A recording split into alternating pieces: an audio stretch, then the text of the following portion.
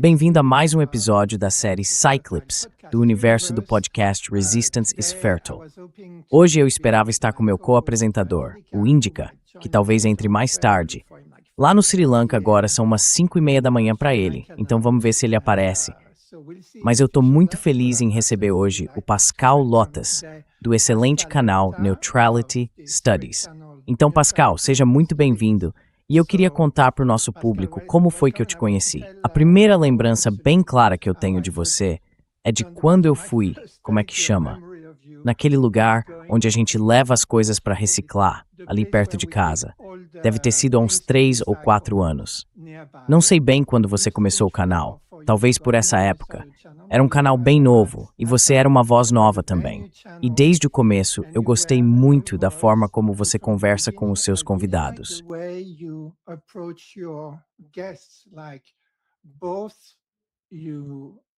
Você é uma pessoa erudita, mas ao mesmo tempo muito aberta às ideias dos outros e generosa nas suas perguntas.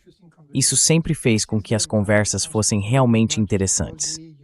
Desde então, eu tive a chance de te acompanhar bem mais de perto, e você alcançou o sucesso que merece. Eu até comentei com você, antes de começarmos a gravar, que acho que o seu canal tem a maior variedade de convidados que eu já vi entre as pessoas que acompanho na internet. Claro, você traz os nomes de sempre, mas também apresenta gente que eu provavelmente nunca teria conhecido se não fosse por você. Isso é um verdadeiro tesouro.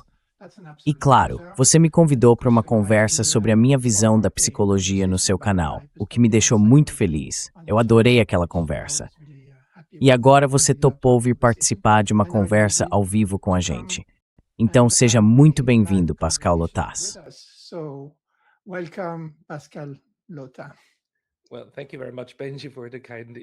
Muito obrigado, Benji, pelo convite tão gentil. E olha, eu me considero um cara de sorte, porque tudo que eu quero é ter boas conversas com pessoas interessantes, o máximo que eu puder. E no fim das contas, outras pessoas gostam de ouvir também. Eu realmente não achei que seria assim quando comecei. Para ser sincero, o canal, no começo, era só uma desculpa para mandar um e-mail para as pessoas dizendo: "Ei, posso conversar com você por 1 hora? Ah, eu tenho um canal, a gente pode publicar lá." E me surpreendeu ver que, por coincidência, isso acabou preenchendo uma lacuna.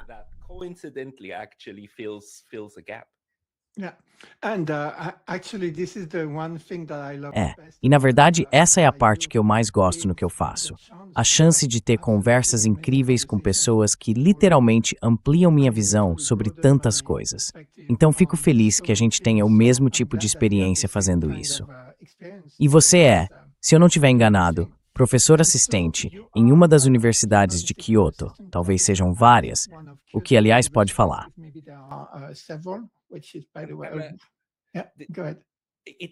Não que isso faça muita diferença, mas só para constar, eu sou professor associado na Universidade de Kyoto. A Universidade de Kyoto. Eu já estive em Kyoto 2 vezes, na verdade, para dar workshops para psicoterapeutas. E eu tive a impressão de que há tantas universidades em Kyoto quanto templos. Kyoto é uma cidade linda e você não consegue andar, quer dizer, tem pelo menos um templo por quarteirão. Então é um lugar muito agradável para viver. E você é da Suíça. Eu sou de Lyon, na França, que fica a uns 150 quilômetros de Genebra. E por coincidência, você tem um canal chamado Neutrality Studies. E claro, para nós franceses, a Suíça é o país do chocolate e da neutralidade. Agora, neutralidade é um conceito muito interessante.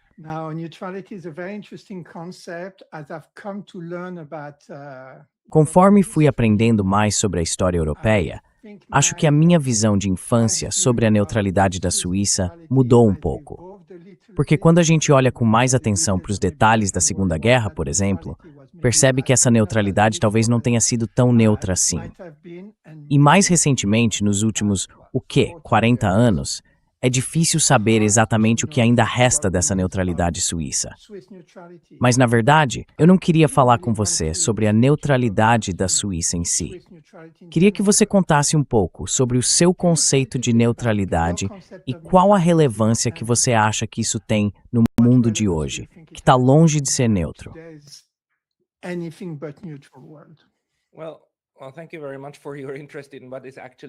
Muito obrigado pelo interesse nesse tema, que é, na verdade, o centro do meu trabalho.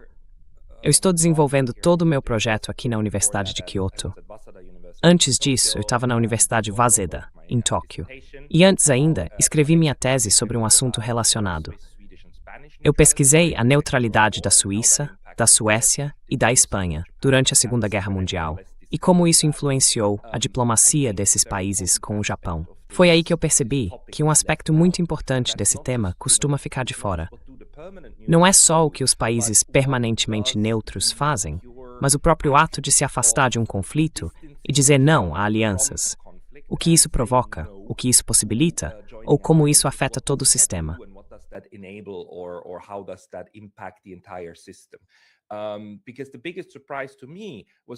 Porque a maior surpresa para mim não foi o caso suíço, nem o sueco. Foi o caso espanhol. Sabe, o fato de que na Segunda Guerra Mundial os espanhóis mantiveram uma relação construtiva com o Japão, uma relação diplomática durante todo o tempo da guerra. E eles podiam fazer mais ou menos a mesma coisa que os suíços e os suecos faziam. Na verdade, os três acabaram criando uma rede de relações diplomáticas para o Japão, para os países beligerantes, para os japoneses, para os americanos, para os alemães e outros. E eles organizavam navios de troca, sabe? Porque de vez em quando, mesmo no auge da guerra, os beligerantes ainda tinham alguns interesses em comum.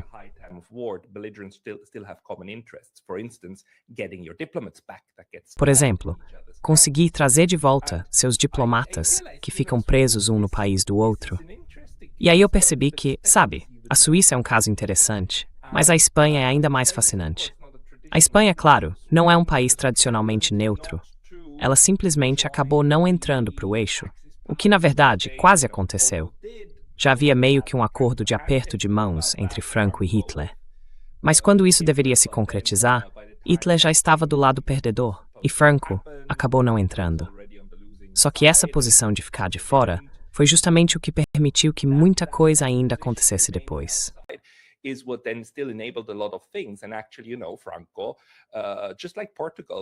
E na verdade, sabe, o Franco, assim como Portugal, eram ditaduras fascistas, mas saíram vivos da Segunda Guerra Mundial.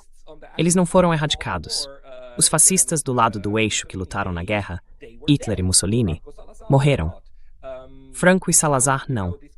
Então essa ideia de que neutralidade é sempre algo democrático é, na verdade, não exatamente um mito, mas uma visão incompleta. Também existem neutralidades ditatoriais. E até hoje a gente ainda vê isso. Um dos países mais fortemente neutros do mundo, que quase ninguém conhece, é o Turcomenistão. Graças ao Turcomenistão, o dia 12 de dezembro é agora o Dia da Neutralidade, reconhecido oficialmente pela ONU. Quase ninguém sabe disso, mas é um fato desde dezembro de 2017. Por que o dia 12 de dezembro?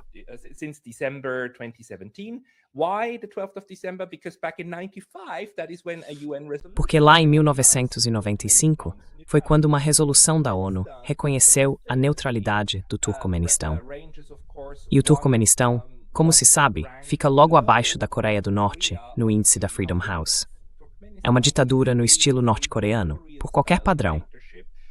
Mas, ao mesmo tempo, é um país que se declara firmemente neutro e acredita nisso. Então, há muito que explorar quando a gente fala de neutralidade nas relações internacionais. E acho que um ponto que talvez também te interesse, do ponto de vista psicológico, é algo em que eu também estou trabalhando.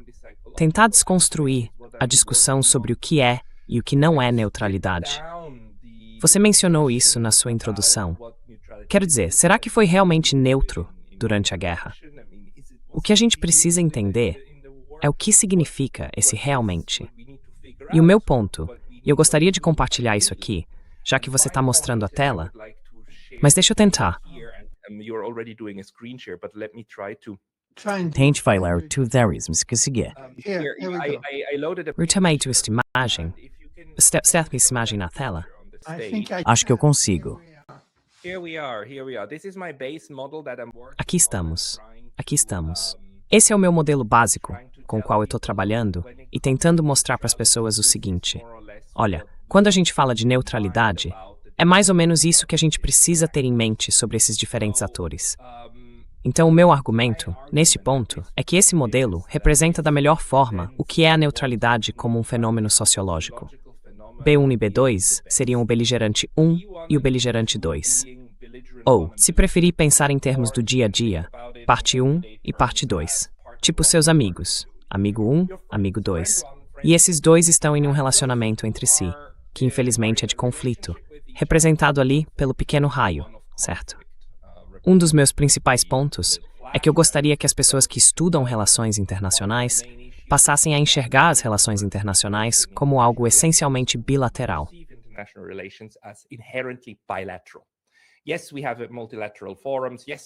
Sim, nós temos fóruns multilaterais. Sim, temos grandes arenas. Sim, tivemos guerras mundiais em que todo mundo estava com ou contra todo mundo. Mas, no fundo, a relação entre os países é bilateral. E essa relação pode ser boa, pode ser ruim, pode ser uma relação de guerra, como acontece agora entre os Estados Unidos e o Irã, ou entre Israel e o Irã. Mas esse é justamente um dos pontos principais, certo? Eles estão em guerra. Agora, quando falamos dos neutros, a gente costuma imaginar que eles estão no meio, espremidos, ou tentando manter um equilíbrio. Só que essa é uma metáfora muito, muito ruim, porque ela acaba escondendo o ponto central da relação.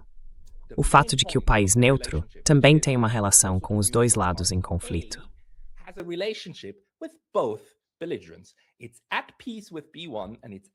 Está em paz com o B1 e está em paz com o B2. Se você é amigo de duas pessoas que estão brigando entre si, então você é amigo dos dois. E o principal problema vem daí. Você quer manter uma boa relação com um e também quer manter uma boa relação com o outro. Mas, infelizmente, esses dois têm um conflito entre eles. Uma das minhas observações sobre isso é que a neutralidade, na verdade, é um fenômeno de segunda ordem. Porque o A, claro, não é neutro em relação ao B1 e ao B2. O A é neutro em relação ao conflito. A neutralidade é voltada para o conflito. É como se você dissesse, olha, eu gosto de você também, mas a briga entre vocês dois não tem nada a ver comigo. Your fight with each other, I have nothing to do with it, and I will not have an opinion on that one. E eu não vou ter uma opinião sobre isso, ou pelo menos vou tentar manter uma certa distância enquanto tento manter uma boa relação com vocês dois. Eu vou tentar ajudar, sim, vou tentar ajudar, mas não vou fazer nada que de alguma forma interfira nesse conflito que existe entre vocês. E é daí que, na minha visão, vem o principal problema. Porque o ator neutro A é neutro em relação ao conflito, mas faz parte da própria constelação do conflito. Ele ainda está inserido no fato social que o conflito cria. E se não for assim, se o neutro não estiver realmente dentro dessa constelação do conflito, eu diria que não faz sentido chamá-lo de ator neutro. E o meu exemplo aqui é o homenzinho na lua, que eu desenhei ali em cima.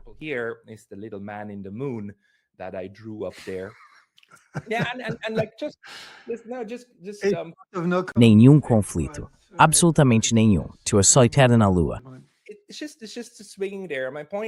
Ele está simplesmente ali. O que eu quero dizer é o seguinte, e eu até escrevi sobre isso no ensaio. Pensa bem.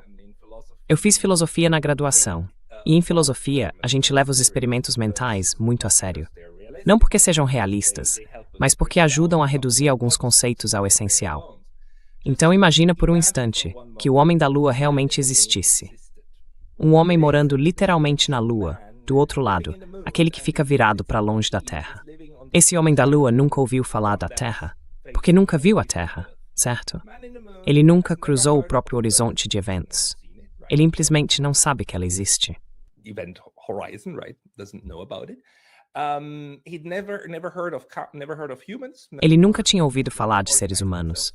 Nunca soube que os humanos se organizam em grupos, ou que alguns desses grupos são chamados de países, ou que alguns desses países entram em conflito entre si. Então, o homem na Lua nunca ouviu falar da Ucrânia ou da Rússia, não sabe que eles estão em guerra um com o outro. O homem na Lua é completamente alheio e ignorante sobre a guerra entre Rússia e Ucrânia, o máximo possível em qualquer universo imaginável. A gente chamaria esse homem na Lua de neutro em relação à Rússia e à Ucrânia? Eu diria que não. É estranho, porque o homem na Lua nunca tomou uma decisão, certo? Nunca teve nenhum tipo de relação. Eu diria que por isso, o homem na Lua não pode ser considerado neutro.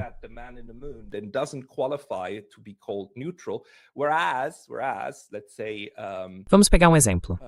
Quem seria um bom neutro nesse caso? A Índia. A Índia decidiu que vai continuar comprando petróleo, mas que não vai fornecer armas. E também condena a agressão russa, mas não impõe sanções. Na minha opinião, a Índia se encaixa bem como um país realmente neutro, porque tomou uma decisão sobre o conflito e, ao mesmo tempo, se manteve à parte, tentando preservar a relação com os dois lados. A China também. E a China, como se sabe, ainda mantém relações diplomáticas, tanto com a Ucrânia quanto com a Rússia. E embora a propaganda ocidental tente muito apresentar esse tipo de relação comercial com a Rússia como se fosse uma aliança, na minha análise, não é isso. Eles estão apenas mantendo uma distância adequada dessa situação.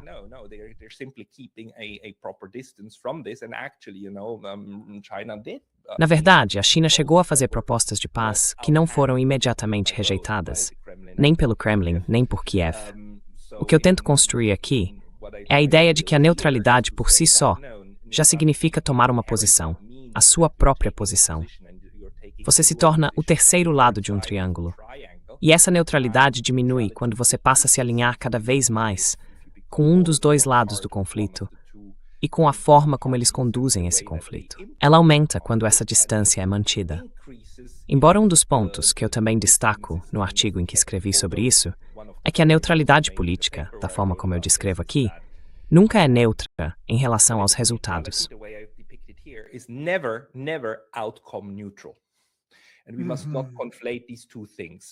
E a gente não pode confundir essas duas coisas. A neutralidade política sempre tem impacto na configuração de um conflito. Normalmente, ela acaba beneficiando mais o lado mais fraco. O lado mais forte tem mais interesse em pressionar os neutros para que se juntem a ele, ou em sabotar a relação deles com o outro lado do conflito. E se o neutro consegue manter essa posição, isso geralmente ajuda, de forma desproporcional, o lado mais fraco. É por isso que os Estados Unidos e a Europa estão tão irritados. A China e a Índia, na visão deles, estão apoiando o mal. Se parassem de comercializar, a Rússia seria destruída e o problema estaria resolvido. Exatamente. Isso mesmo, estaria.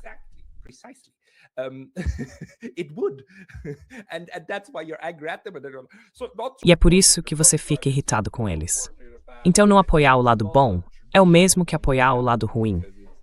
Isso também é algo bem comum de acontecer, porque vem desse pensamento de tudo ou nada. Mas, na verdade, isso faz parte da dinâmica do conflito. E também não é totalmente falso. Quando você elimina os neutros, você elimina parte do sistema de apoio global do outro lado. Então, o que normalmente acontece nessas situações de conflito é que, geralmente, o lado mais forte começa a colocar uma pressão enorme sobre os neutros para que parem completamente qualquer tipo de relação. E aí chamam isso de comércio com o inimigo. É isso. Ou você está do nosso lado, ou está do lado dos terroristas. Não existe meio termo, certo? Exatamente. Porque no fim das contas, o que importa é vencer o conflito, certo? E no conceito ocidental, isso significa derrotar, eliminar, literalmente destruir e erradicar o inimigo. Outras culturas têm outras ideias sobre o que significa vencer um conflito, mas os europeus, ou melhor, os euro-americanos, entendem isso como destruir completamente o inimigo. E aí esse tipo de visão sobre a neutralidade, sobre os desdobramentos sociológicos, do que a neutralidade provoca, e o desenvolvimento de relações neutras dentro da constelação do conflito, mais adiante é o que me interessa.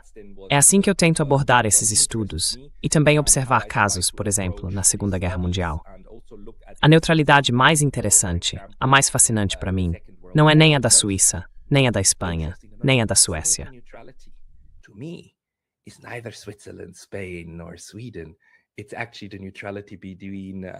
Na verdade, era um pacto de neutralidade entre a União Soviética e o Japão. Eles literalmente chamaram de pacto de neutralidade, não de não agressão. Oficialmente, esse era o nome, porque dentro da hierarquia deles, um pacto de não agressão seria um nível acima. Um pacto de não agressão significaria: eu também não envio nenhum tipo de apoio para o seu inimigo. Já a neutralidade quer dizer: não, eu ainda posso mandar armas para o seu inimigo, só não entro na luta. Então, os soviéticos só aceitaram isso porque ainda queriam mandar armas para o Chiang Kai-shek, mas estavam dispostos a fazer assim. Em 1941, eles assinaram esse acordo. O Matsuoka, você sabe, foi para Berlim e depois para Moscou, no caminho de volta para casa. Berlin and then Moscow on the way back home, and Stalin and Molotov, they signed that neutrality. E Stalin e Molotov assinaram aquele pacto de neutralidade em 1941, que durou até o dia 9 de agosto de 1945, o dia da segunda bomba atômica que caiu sobre o Japão, lançada em Nagasaki. Até aquele dia, essa neutralidade, ou essa relação de paz entre a União Soviética e o Japão, foi mantida. E não era uma paz feliz. Não era uma paz de amigos. Eles continuavam, claro, muito desconfiados um do outro. Mas ainda mantinham relações comerciais.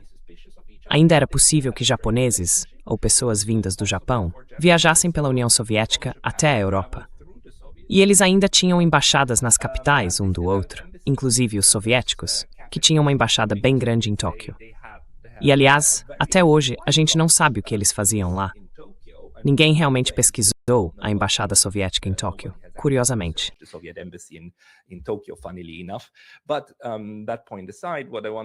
Mas deixando esse ponto de lado, o que eu quero dizer aqui é que isso mostra que até uma neutralidade beligerante, até países que estão em guerra, ainda pode existir neutralidade como parte da política externa deles. Porque a neutralidade sempre depende de qual relação a gente está falando. E foi o que aconteceu. Os japoneses mantiveram uma forma do que eu chamo aqui de neutralidade em relação à guerra dos soviéticos contra a Alemanha e a Itália. E os soviéticos também mantiveram uma certa neutralidade, no sentido de não entrar no combate, em relação à guerra dos japoneses contra os americanos, os britânicos, os franceses e por aí vai. Então, sabe, isso acaba ficando muito, muito sutil quando a gente tenta pensar em todos esses aspectos no lado multilateral das relações bilaterais da Segunda Guerra Mundial. Bilateral relationships of the Second World War. Olha, enquanto eu te escuto, muita coisa vem à minha cabeça. Eu acho o conceito fascinante. E muito obrigada por apresentar tudo de um jeito tão detalhado, porque isso já mudou a minha visão sobre neutralidade, que antes era, de certa forma, uma caricatura. Mas o que me veio à mente foi essa questão dos intermediários. Hoje a gente tem, na minha opinião, uma guerra por procuração na Ucrânia contra a Rússia, que foi provocada, eu acredito, por um imperialismo de base americana. É assim que eu chamo. US-based imperialism, I call it, right? But in a strange sort of a Mas de um jeito meio estranho, e a gente está vendo isso com mais clareza, sabe, através da retórica. Eu nem sei se dá para chamar de recursos retóricos ou de total falta de controle retórico, do Donald Trump. As guerras por procuração são muito estranhas. Eu quero entender como elas se encaixam, porque parece que isso dá para os Estados Unidos uma certa aparência de neutralidade. Mas, na verdade, é como se o país estivesse jogando e empurrando a guerra para os europeus e tal. E os europeus também tentam manter uma aparência de neutralidade. Do outro lado, os russos dizem, basta colocar um pé de verdade dentro da Ucrânia, ou mandar um míssil da Ucrânia para a União Europeia em direção à Rússia, e vamos ver o que acontece, né? Então eu acho que todo mundo está meio que dançando em volta dessa ideia de neutralidade, não é?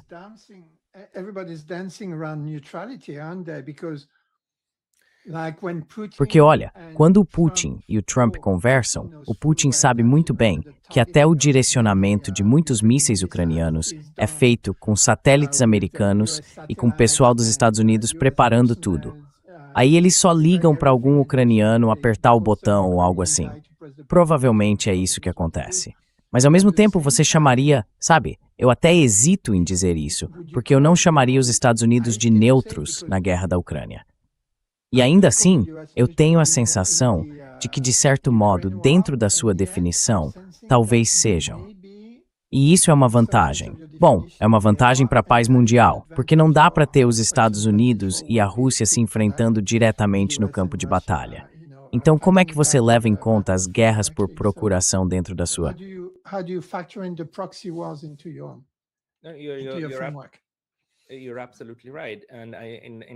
Você está absolutamente certo. E no artigo que eu escrevi, eu tentei explicar isso. Quer dizer, tudo depende de em que nível do conflito a gente está olhando. A guerra na Ucrânia pode ser analisada em pelo menos 3 níveis, certo? Dá para olhar, por exemplo, para, digamos assim, por falta de uma palavra melhor, a guerra civil dentro da própria Ucrânia, que acontece principalmente entre o governo central em Kiev e as repúblicas de Donbass. E esse conflito já vinha acontecendo desde 2014, pelo menos. Esse é o aspecto da guerra civil. Agora, todas essas guerras acabam se misturando entre si, né? E claro, os russos começaram a intervir. Os were testing. Quer dizer, os russos começam a intervir, a OTAN já manda tropas, os Estados Unidos instalam bases da CIA e por aí vai. Nada é isolado. Mas no centro de tudo, o que temos é uma guerra civil na Ucrânia. Aí, num segundo nível, a partir de pelo menos 2022, na verdade até antes, mas pelo menos desde 2022, com a invasão em larga escala, como costumam chamar, temos um conflito entre estados, certo? Uma guerra entre estados, ou, como se diz no direito humanitário internacional, um conflito armado. Esse é o termo técnico que o DHA usa. E nesse conflito, há dois lados combatentes, as forças russas e as forças ucranianas. São esses dois exércitos que lutam entre si. Além disso, no terreno, a guerra civil na Ucrânia acaba ficando dentro desse conflito maior. E aí existem forças que se apoiam mutuamente, usam insígnias e tudo mais.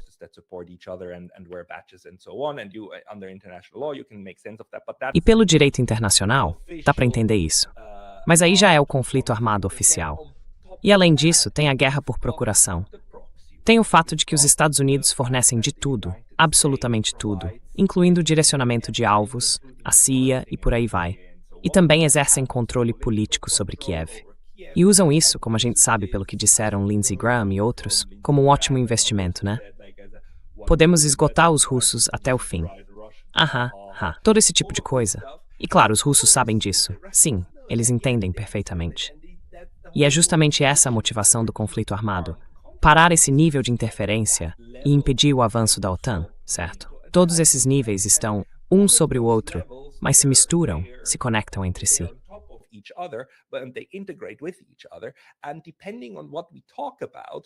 E dependendo do que a gente está falando, a gente acaba tendo esse cenário em que a neutralidade, na prática, muda.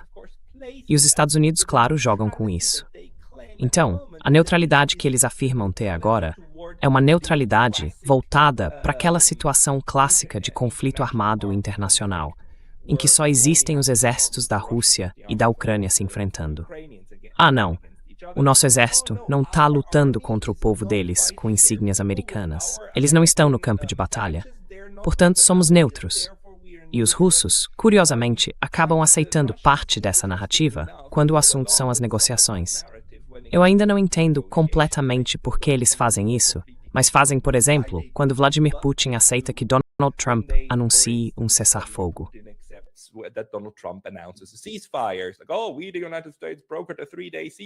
Meu Deus. Nós, os Estados Unidos, intermediaram um cessar-fogo de 3 dias durante o dia da vitória e tudo mais. Tudo bem, mas na verdade eles fazem isso.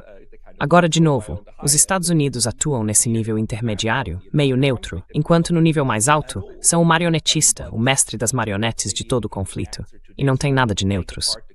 Talvez essa seja uma resposta para isso. A gente precisa destrinchar o conflito e entender em que nível está aplicando esse tipo de análise. E aí você tem, por exemplo, a Índia e a China, que dizem que, mesmo nessa guerra por procuração, mantém uma postura neutra, porque, por um lado, ainda compram petróleo e tudo mais, e mantém uma relação produtiva com a Rússia.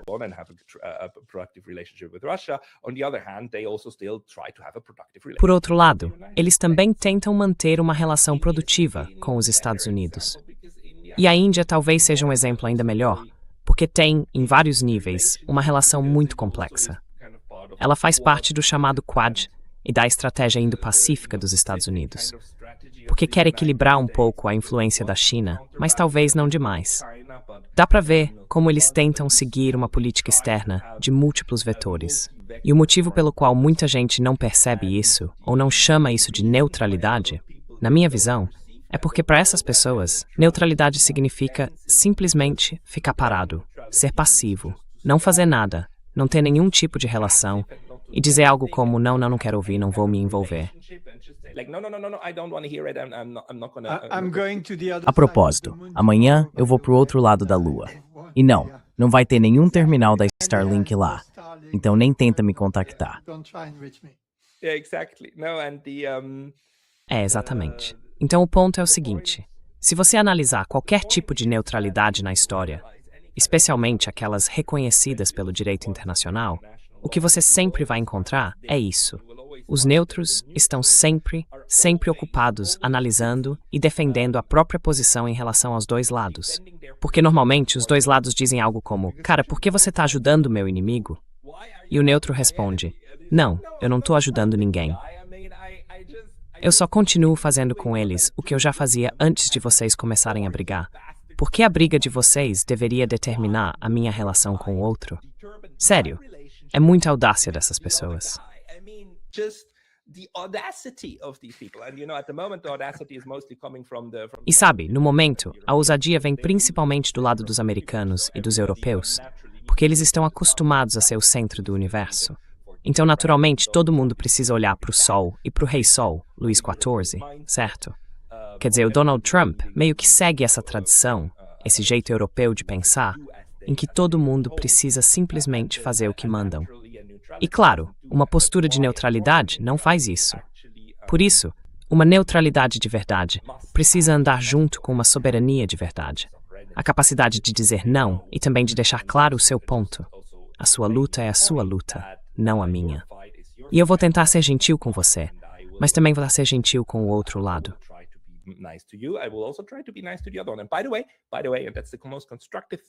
Aliás, e isso é o mais construtivo que um neutro pode fazer. Se você precisar que eu te ajude com o cara, me avisa. Eu não vou queimar minhas pontes, mas se em algum momento tiver algo que você queira conversar com ele, sabe, eu ainda tenho uma boa relação. Então, me fala. É isso que neutros razoáveis fazem. É por isso que Oman está jogando muito bem agora na guerra do Irã. E é por isso que o Paquistão está tentando ocupar esse espaço. Não porque sejam neutros permanentes, como a Suíça, mas porque entendem que nesse conflito podem tentar ajudar e, ao mesmo tempo, aumentar sua influência política externa e tirar algum proveito disso. Right. Certo. Eu quero comentar uma coisa. Alguém nos comentários achou que eu estava no Japão e que te encontrei num centro de reciclagem, o Gomi Recycle Center. Mas não, eu estava ouvindo o podcast do Pascal Lotaz enquanto ia para o meu centro de reciclagem aqui no Canadá. Bom, você claramente ampliou minha visão sobre o que é neutralidade. E eu percebo que ela tem um papel central se a gente quer um mundo em paz, né? E também se queremos um mundo multipolar que funcione de verdade. Mas eu quero voltar à minha visão anterior sobre neutralidade e vejo que muita gente no chat compartilha dessa visão totalmente legítima, que é meio aquela coisa do homem na lua. Aliás, você viu que parece um C? Então tem o A, o B e o C na lua. Acho que alguém no chat comentou isso. Um espectador com uma mente mais voltada para matemática. Mathematically minded viewer, and I used to see it a little bit like this. Eu costumava ver isso mais ou menos assim. E eu lembro que, na verdade, minha primeira impressão sobre você, nessas conversas, deve ter sido há uns 2, 3 anos, talvez 3 anos e meio, era de alguém bem neutro, um observador mesmo.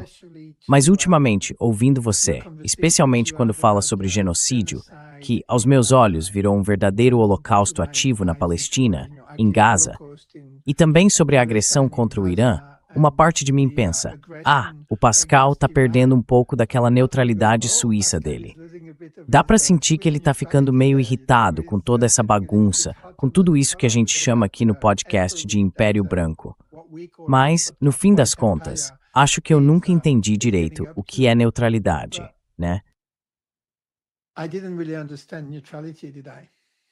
No, you did. Não. Você disse sim. O que você está me dizendo é o que muita gente me diz. Mas é aí que eu falo para eles que, sabe, eles estão perdendo a neutralidade. É o recept e nem de chef desse treino No. I am the sneaky one. Não. Eu é que sou esperto aqui, porque eu chamo o meu podcast, e na verdade o que eu faço aqui na Universidade de Kyoto, eu chamo de Estudos da Neutralidade. E aí, claro, você naturalmente vai achar que eu tenho que ser neutro, certo? Mas deixa eu te dizer uma coisa. Como pesquisador, quer dizer, existe estudos sobre o câncer. Você já conheceu alguém que estuda o câncer, e que ele mesmo é um câncer? Já conheceu um biólogo que seja uma planta? Então, eu digo que estudo o assunto. Eu estudo, metaforicamente falando. Eu não sou... Bom, é isso. Alguns deles são infiltrados da CIA, como você talvez saiba. Sim, sim. Mas a questão é que eu estudo o assunto. Eu não sou isso. E nunca disse que sou neutro. Na verdade, eu pessoalmente me defino como um neutralista. Eu tento apresentar a neutralidade como um conceito de gestão de conflitos. Não de evitar o conflito, nem de resolvê-lo, mas de administrá-lo. Então eu me vejo como um neutralista. E essa diferença é bem importante, porque não quer dizer que você precise ser completamente, de novo, agnóstico em relação à situação do mundo. Na minha visão, é justamente o contrário. Você precisa entender o mundo e ter uma posição dentro dele, como essa aqui, para poder influenciar o sistema como um todo. Impact the entire system. So again, I named my Então, de novo, eu chamei meu trabalho de Estudos da Neutralidade, sabendo muito bem que as pessoas iam me ver como alguém neutro, mesmo eu nunca tendo dito isso. Mas sabe, tudo tem o lado bom e o lado ruim. E eu vou conviver com o fato de que as pessoas, de forma meio intuitiva, têm uma impressão positiva, tipo, uma perspectiva neutra, quando na verdade não é isso que eu estou oferecendo. Mas eu também deixo claro que nunca disse ser neutro. O que eu digo é que estudo o tema. Nunca afirmei ser neutro. Então, quando vem a interpretação do outro lado, eu penso, ok, pessoal, isso não é minha responsabilidade. Mas eu sei que sim, vou ter que explicar exatamente esse ponto. Yeah, that's a great point. So, as you've been talking, Esse é um ótimo ponto. Enquanto você falava, eu fiquei pensando muito no papel da China, especialmente no conflito na Ásia Ocidental. Eu me lembro que no começo do que eu chamaria de um genocídio estrutural, que acabou se transformando num holocausto ativo em Gaza, um representante chinês na ONU ou em algum órgão internacional reafirmou de forma bem firme o direito legítimo à resistência armada dos povos sob ocupação. E, portanto, o apoio da China a esse direito legítimo de resistência armada, garantido pelo direito internacional do povo palestino. E, ao mesmo tempo, eles se mantiveram neutros, continuaram negociando com a entidade sionista. Inclusive, tem alguns contratos de construção, desculpe dizer, mas em assentamentos na Cisjordânia ocupada. E, claro, ainda mantém relações diplomáticas com todo mundo. Diplomatic relations with everybody, and in part it angers me because Em parte, isso me irrita porque eu quero que todo mundo, e até o irmão de todo mundo, pegue uma arma, um garfo, um forcado, o que for, e vá acabar com a entidade sionista. Mas, ao mesmo tempo, quando eu penso em conflito do jeito que você está mostrando, e quando eu penso em conflito como psicólogo clínico, a gente faz algo que chama de manter o espaço, certo? É quando a gente tenta manter um espaço para um jeito diferente de ser, um jeito diferente de se relacionar. Isso não quer dizer que a gente é neutro, no sentido de que se eu estou ajudando alguém num relacionamento abusivo, eu não vou lutar as batalhas dessa pessoa por ela, porque não é isso que eu faço. Mas eu mantenho o espaço para um jeito diferente de se relacionar, que pode incluir, em algum momento, fazer justiça contra o agressor, ou algo nesse sentido.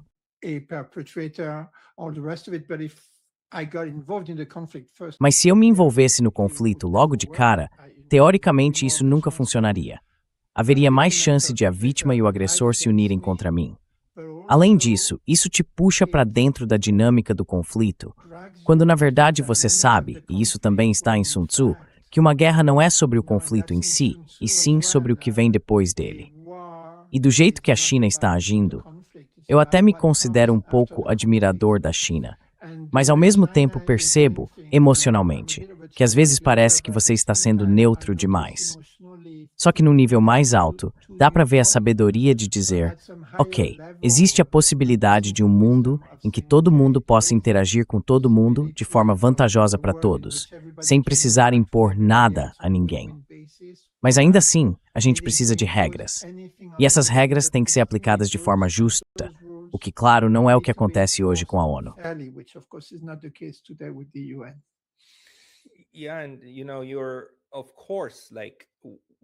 E você sabe, claro, tanto em você quanto em mim, existe esse desejo de que mais países e mais lugares tomassem o lado da Palestina, né? E que realmente começassem a ajudar a libertar esse povo que vem sendo vítima de genocídio, não só desde 7 de outubro, mas desde 48 e até antes disso, certo? O nível de violência contra os palestinos e contra grande parte da população árabe é absurdo. Em todo o território que antes fazia parte, ou ficava próximo, do antigo Império Otomano, é absurdo o quanto essas pessoas tiveram e ainda têm que sofrer. E nesse sentido, eu e você sentimos uma empatia muito forte pela posição deles, o que nos leva exatamente a isso. A gente gostaria que esse lado vencesse.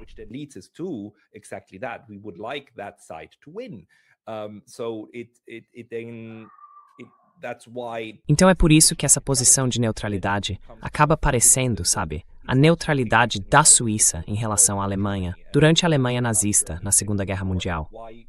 Por que você não estaria do lado da decência, certo? Do lado moral. Mas é justamente isso que, no fim das contas, leva ao colapso da neutralidade.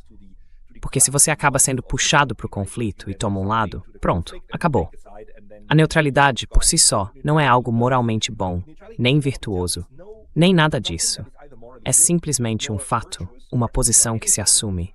E na maioria das vezes, ela surge do desejo de manter a própria posição. Então, quando a China diz algo como sim, por um lado da nossa própria luta contra o Ocidente branco colonizador, e reafirmamos o direito de lutar contra ele,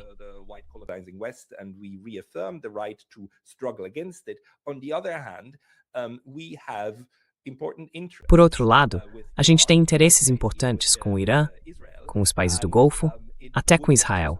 E não faria muito sentido queimar todas essas pontes, pontes que foram construídas ao longo de muitas décadas, ou até séculos, só para se envolver diretamente nesse conflito. Porque, se a intenção fosse realmente se envolver, a gente mandaria a marinha, mandaria tropas e declararia guerra, certo? Mas, de novo, esse não é o interesse da China. Então, o que eu quero dizer aqui não é que a neutralidade seja um bem em si.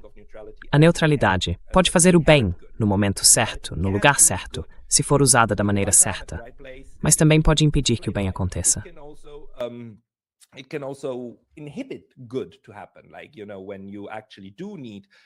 Sabe, quando a gente realmente precisa da ideia das Nações Unidas, de todo mundo se juntar coletivamente para definir as regras do jogo, e também construir uma estrutura de violência monopolizada que possa agir como um tipo de policial do mundo.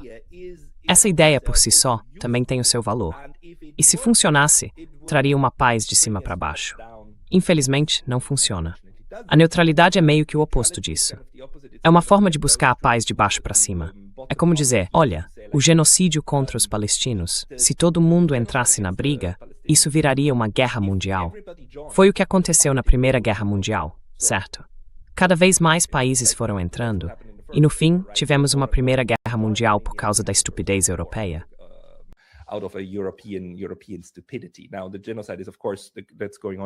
Agora, o genocídio que está acontecendo, claro, é outra coisa, e a gente quer que acabe. Mas isso pode crescer e se tornar algo muito, muito maior e ainda mais horrível, com ainda mais palestinos morrendo. O que está acontecendo, manter alguns lugares neutros e também preservar espaço para negociação, pode ter seu valor. E não estou dizendo que as pessoas devem permanecer neutras. Na verdade, acho que, quando se trata do genocídio em Gaza contra os palestinos, a gente deveria encarar isso de forma parecida com o que foi o apartheid na África do Sul, só que num nível muito mais alto e violento. E precisa haver uma condenação internacional para forçar o fim desse tipo de violência sistemática de um grupo contra o outro.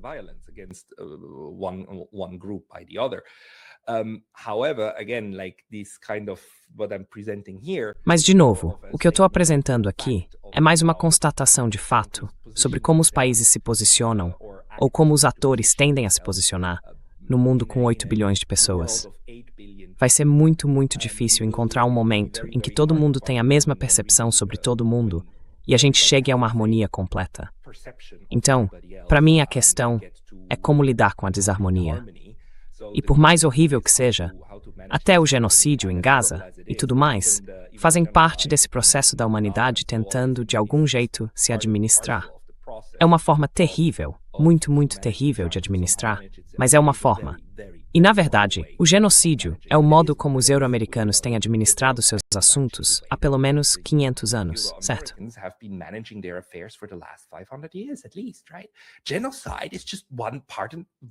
O genocídio é só uma parte, uma ferramenta dentro do arsenal do Ocidente genocida. Uma que eles já aplicaram na América do Norte, na América do Sul, na Austrália, e que agora tentam aplicar de novo por meio de vários mecanismos muito, muito disfarçados. E eu não estou dizendo que a neutralidade seja o remédio certo contra isso. O que eu estou dizendo é que existe, de fato, uma espécie de neutralidade chinesa em relação a isso. E a gente precisa levar isso em conta para entender melhor como as coisas funcionam, para chegar a um ponto em que a gente saiba o que é politicamente possível e o que é politicamente impossível. E, a partir daí, agir da melhor forma possível diante da situação.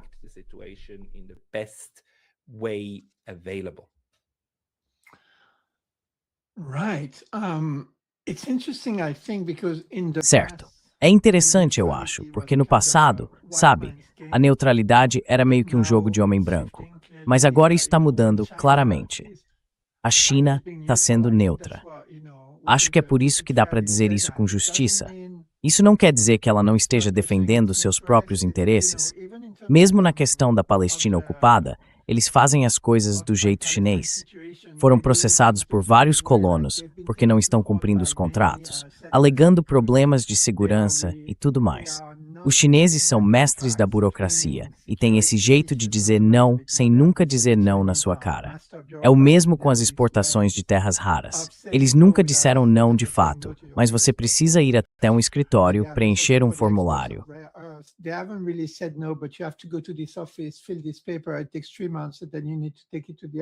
Demora uns 3 meses e aí você precisa levar para outro escritório. Aí leva mais 3 meses e depois outro escritório e mais outro. E sabe, quando você vê, já está quase sem recursos. Mas ainda assim é considerado neutro, porque... E acho que a gente está vendo isso. Tipo, você viu hoje que o Irã aceitou o plano de 4 pontos da China. Então não sei se você tem os detalhes aí, mas eu adoraria que você trouxesse isso para a conversa, para o momento atual. E se puder, dá para a gente uma análise desse plano de 4 pontos em termos de neutralidade, sabe? Porque, sinceramente, quando eu vejo esse plano, meu sangue ferve. Eu não acho que tenha havido uma Primeira Guerra Mundial, uma Segunda Guerra Mundial, ou, sabe, um risco real de uma Terceira Guerra Mundial.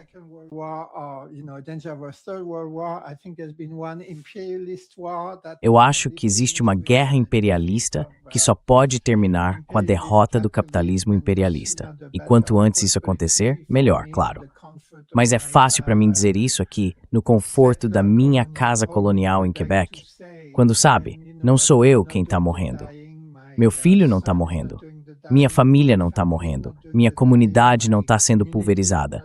Minhas universidades não estão sendo bombardeadas. Minhas escolas não estão sendo destruídas. Meus hospitais não estão sendo erradicados. E por aí vai, né? Então, eu queria ouvir um pouco de você.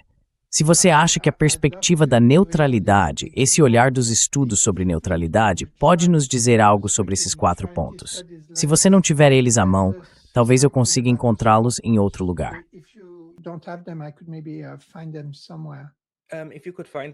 Se você conseguir encontrá-los, isso seria útil. Eu li sobre eles hoje de manhã, no Twitter. Acho que li a coisa como ela realmente é, mas isso está sempre lá. Eu acabei encontrando isso numa conta bem, mas bem suspeita. Por favor, não é alguém que eu sigo. A gente precisa verificar as nossas fontes. Eu vi isso vindo de fontes iranianas. Então acho que os pontos em si são realmente legítimos, se você conseguir ler. Não, eu consigo ler sim. O que eu quero dizer é o seguinte. Quando eu falo em neutralidade aqui, ou quando estudo e abordo esse tema, é no sentido analítico da palavra. É a ideia de usar a neutralidade como um conceito para analisar conflitos, tanto os interpessoais quanto os internacionais. E isso é algo meio abstrato. Não é assim que os países falam sobre si mesmos. Não é assim que a China se apresenta. Só alguns lugares se descrevem dessa forma.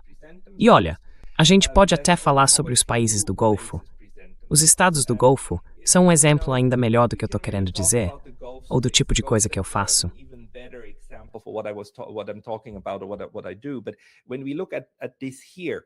Mas quando a gente olha para isso aqui, e eu acho que são parágrafos inteiros que eles colocaram como se fosse uma coisa só, convivência pacífica, respeito à soberania nacional, na verdade, o que os chineses estão fazendo é subir um nível, ou até 2 níveis acima, e dizer algo como, olha, em termos de princípios básicos, no que exatamente os dois lados deveriam concordar. E o motivo de os iranianos estarem dizendo sim para isso é que se a gente descer um pouco mais, se formos para os pontos concretos do que eles querem, isso acaba confirmando o que eles próprios defendem. Certo? Convivência pacífica, no sentido de não usar armas nas relações internacionais. Eles sempre defenderam isso.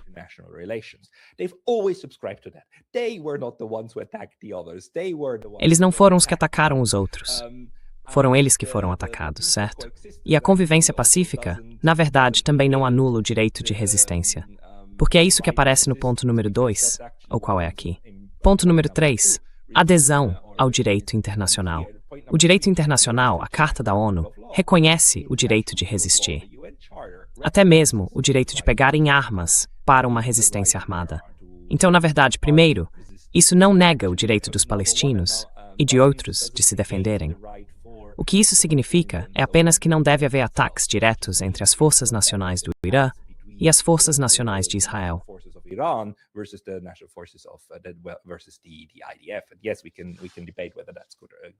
Sim, a gente pode discutir se isso é bom ou ruim, mas isso não anula o direito de resistir. Segundo ponto, respeito à soberania nacional. De novo, é exatamente isso que o Irã quer, certo? Que parem com esses malditos ataques. E esse respeito à soberania nacional não significa que o Irã tenha que reconhecer Israel. Não tem, porque isso ainda é uma decisão de cada país, individualmente. Não existe nenhuma regra no direito internacional que diga que Israel precisa ser reconhecido. Não. O que acontece é que, pelo direito internacional, quando o reconhecimento é concedido, a existência se torna um fato. Como no Tratado de Montevideo, lá dos anos 30.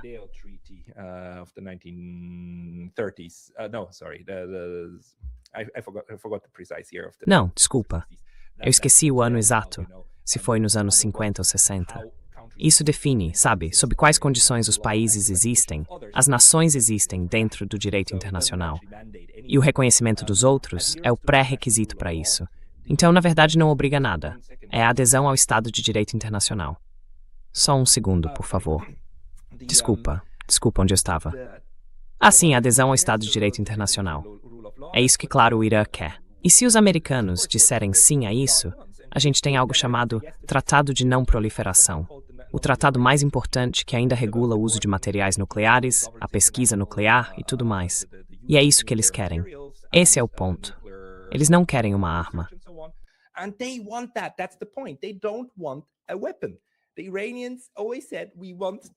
Os iranianos sempre disseram, queremos o direito de enriquecer urânio. E pelo Tratado de Não Proliferação Nuclear, eles têm esse direito, desde que cumpram a outra parte, que é não desenvolver uma bomba. Mas eles afirmaram, não queremos desenvolver uma bomba. O atual, como é o nome dele, Mostafa Khamenei. Mostafa Khamenei e o pai, Ali Khamenei. Ele emitiu uma fatwa proibindo o desenvolvimento de uma bomba, mas essa fatwa não se aplica à pesquisa nuclear. Não é uma fatwa contra o urânio enriquecido. O urânio enriquecido é necessário para ter, por exemplo, usinas elétricas, usinas nucleares. Também é usado em radioterapia para fins médicos e outras aplicações. E o que a gente viu no passado foi o seguinte. Eles diziam, tudo bem, não vamos construir uma bomba. E em troca, queremos ter acesso aos materiais de que precisamos para o nosso programa pacífico.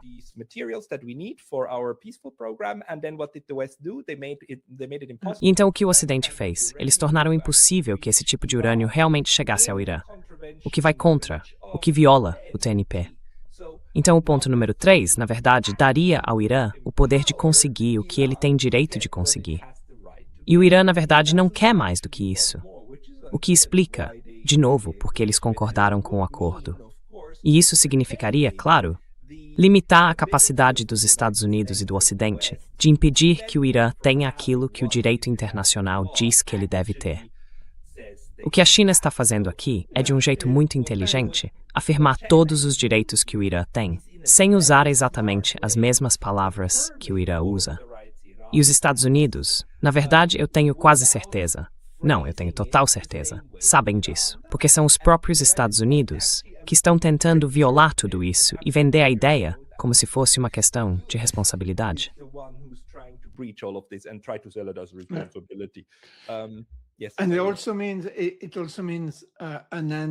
E isso também significa o fim de todo esse conjunto de sanções ilegais, de várias formas. E o ponto 4 é basicamente sobre isso. O ponto 4 diz, ok, vamos sentar à mesa e conversar sobre o que realmente importa, certo? Equilibrar e coordenar desenvolvimento e segurança, o que, claro, para os iranianos significa reparações. Significa nacionalização efetiva do Estreito de Hormuz, provavelmente em cooperação com Omã. E isso também significa, sabe, reparações. The matter routine for fine tunes.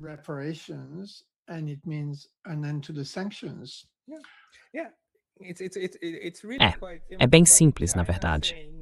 Quando a China diz que o direito internacional deve ser a nossa estrela guia para resolver o conflito, o que eles estão fazendo, basicamente, é ficar do lado do Irã, sem dizer isso abertamente. Porque se você seguir as regras do direito internacional, o Irã acabaria conseguindo uns 80%, talvez 90% do que eles dizem querer agora. A única coisa que eles não conseguiriam seria o controle do Estreito de Hormuz, certo? Porque isso é regido pela Convenção das Nações Unidas sobre o Direito do Mar, e essa convenção tem regras bem claras sobre como isso deve funcionar. Mas, de novo, isso é algo que o Irã nunca quis de verdade. Quer dizer, o Irã só ficou com essa questão porque foi obrigado, porque a guerra foi imposta a eles. E agora estão usando isso como moeda de troca. Mas é justamente por isso que eu acho que esse é, na verdade, o ponto mais negociável de todos. Certo. Todos esses sistemas são o ponto mais negociável, de novo, porque eles não queriam isso. Esse não era um dos objetivos deles desde o começo. Então, na minha visão, a China fez um movimento muito inteligente ao usar, digamos, um jargão diferente e uma retórica de nível mais alto para definir em que princípios essa coisa deveria se basear. E o fato de o Irã concordar com isso mostra para mim que eles estão de acordo sobre o que esse princípio realmente significa. E para mim está bem claro que os Estados Unidos vão simplesmente ignorar isso. Porque eles também entendem que se seguissem o direito internacional, a gente não teria essa situação. E não teria o genocídio se o direito internacional fosse seguido.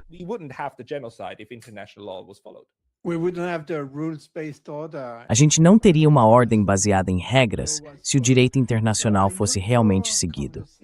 Então eu sei que as conversas no seu canal duram cerca de 1 hora. No nosso, a gente costuma se alongar mais, pode chegar a uns 90 minutos. Mas você também tem uma vida fora daqui, né? Posso só confirmar quanto tempo mais você tem para essa conversa, Pascal?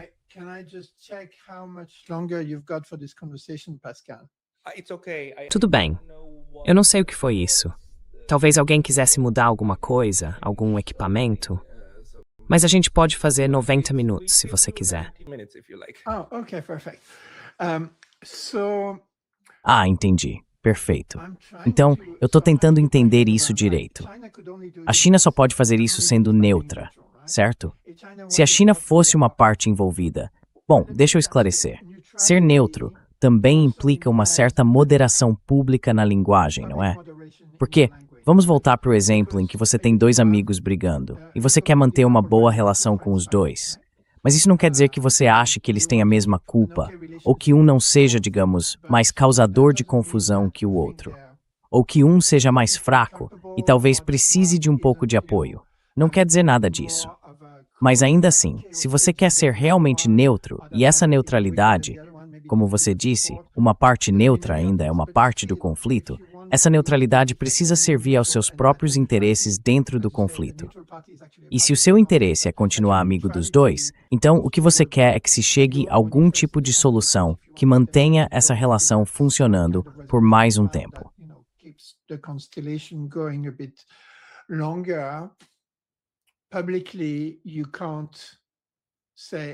Em público, você não pode simplesmente dizer, olha, eu acho que essa pessoa foi totalmente nojenta com a outra, que a culpa é toda dela e que devia parar agora. Então você precisa dizer algo como, eu entendo o seu ponto. É verdade que você tem o direito de se defender e que por estar em uma posição mais fraca, também tem o direito de receber apoio. E eu entendo que você está com raiva e quer resolver isso. Mas no fim das contas, você precisa, sabe, equilibrar bem as coisas, não é? Of course you do. Of course. It's like Claro que sim. Claro. É como quanto mais intenso é o conflito, mais difícil costuma ser para quem tenta se manter neutro continuar nessa posição. Porque a pressão sobre essas pessoas aumenta. Seja de um lado, seja dos dois.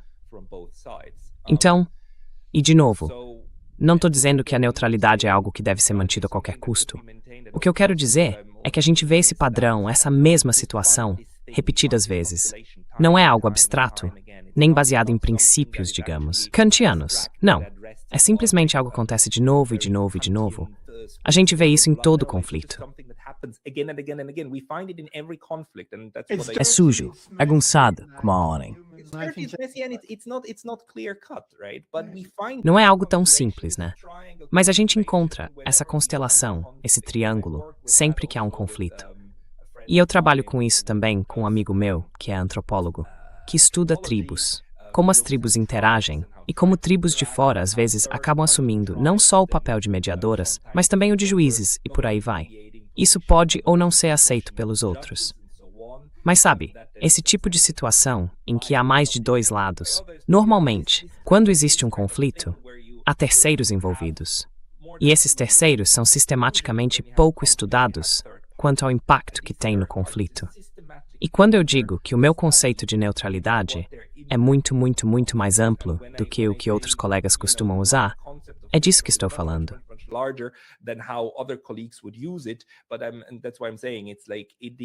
Mas é por isso que eu estou dizendo, é como, no sentido analítico, esses partidos, esses atores de terceiros que tentam manter uma relação com os dois lados. Acontece que em algum momento, os partidos decidem abandonar isso, né? E simplesmente entrar na briga. Aí vira aquele um por todos e todos por um.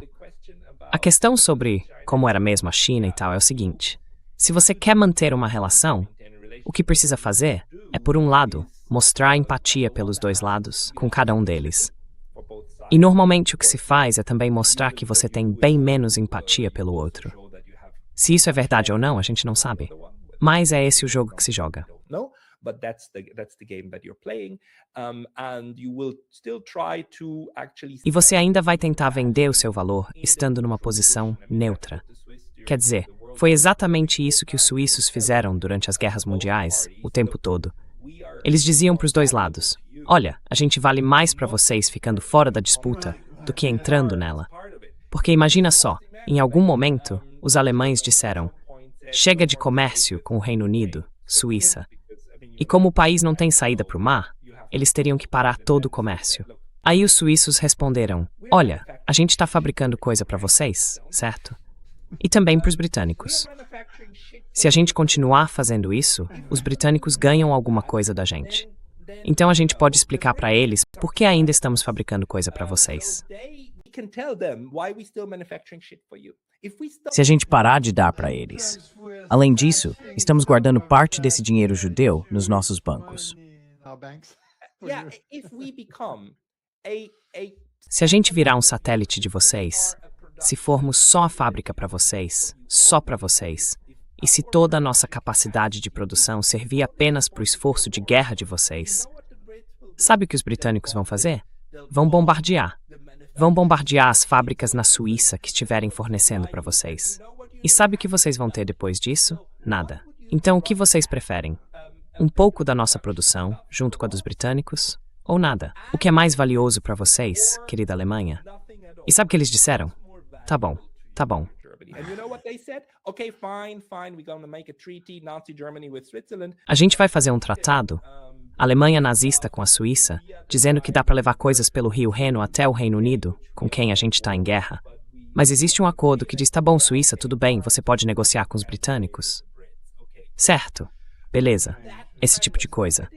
Isso não é uma questão moral, não é mesmo. É simplesmente um fato sobre como esses atores tentam se posicionar e o que os neutros querem.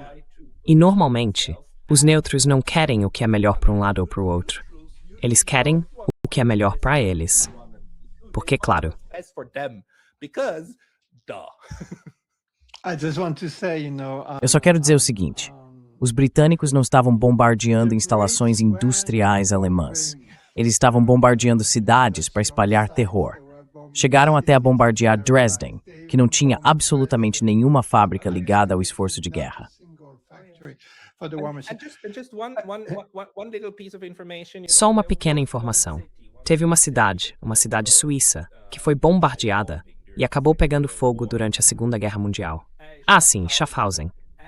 E não foram os nazistas. Foram os americanos que queimaram Schaffhausen, oficialmente porque confundiram com uma cidade alemã. E sim, ela fica na fronteira. Então vamos supor que isso seja verdade. Mas o ponto é que naquela guerra, os dois lados eram perigosos.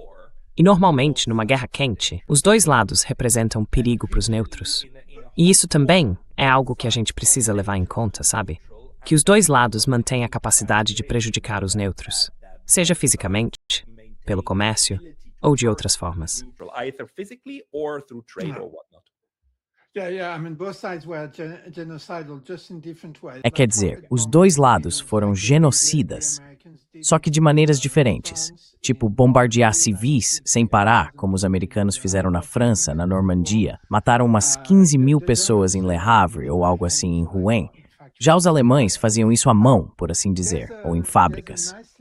Tem um experimento de pensamento interessante aqui no chat, tá vendo? Então você quer ser neutro. Você tem dois amigos, um em Gaza e outro em Israel. Eu responderia a pergunta primeiro, se tudo bem. Eu não tenho mais amigos em Israel. Quase nenhum. Já tive, mas não tenho mais. E se algum deles me procurasse, eu diria algo como, o que você ainda está fazendo aí morando em terra ocupada? Mas eu não sou neutro. Eu não sou neutro.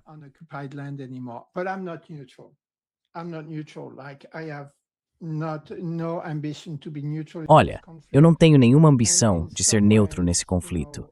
E de certa forma, sabe, eu fico até feliz de não estar no comando do mundo, porque eu não seria neutro.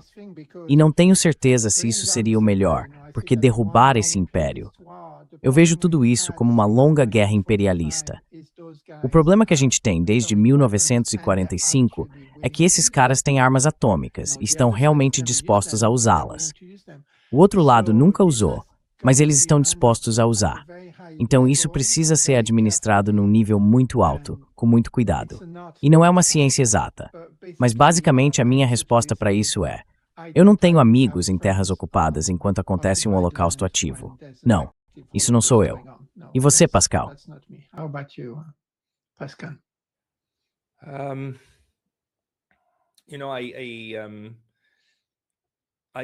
Sabe, há uns 3 anos eu pensava no conflito entre palestinos e israelenses de um jeito bem ingênuo, como se fossem só dois grupos em disputa, uma briga antiga e prolongada. Mas não é isso. É claro, o que você acabou de descrever. É um projeto de mais de 100 anos, na verdade de vários séculos, para substituir um povo por outro, com dominação colonial e dominação ocidental, e por aí vai. E uma coisa que eu diria agora, depois de tudo que estudei e das conversas que tive, é que, na verdade, também os judeus da Arábia, os judeus da Palestina e a população judaica no mundo todo são, de certo modo, também vítimas do sionismo.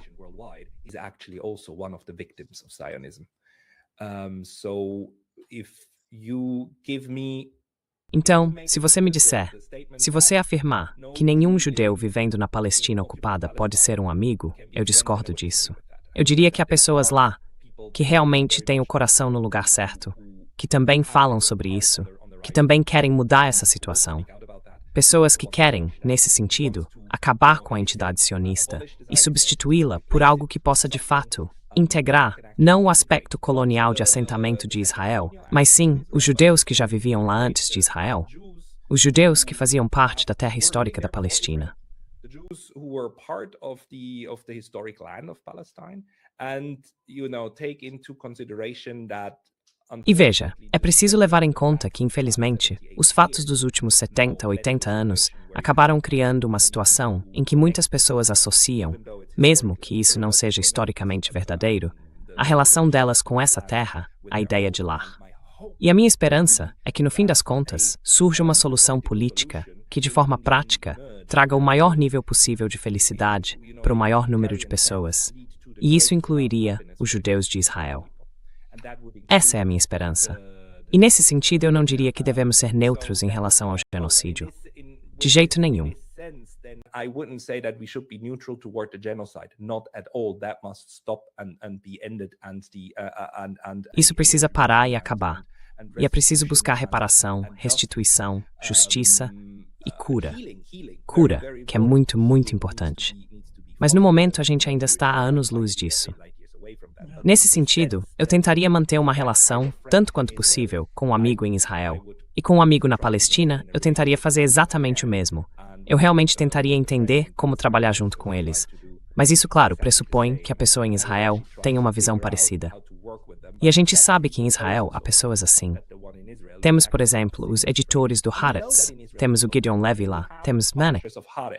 We have Gideon Levy there. Como é o nome dele? Ofer Kassif, lá no parlamento. É até um membro do Knesset, mas um membro judeu do Knesset que apoia os palestinos e tudo mais. Então a gente tem pessoas com uma visão completamente diferente sobre o futuro de quem vive nessa terra. E eu acho que isso merece apoio.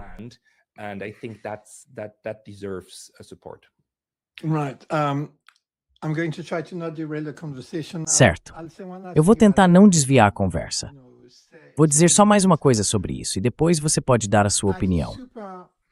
Num nível bem abstrato, dá para dizer que os judeus são as vítimas do sionismo. Eu tenho essa ideia de que, de certa forma, o Holocausto acabou eliminando a classe trabalhadora judaica em benefício da classe dominante judaica, que seriam os sionistas.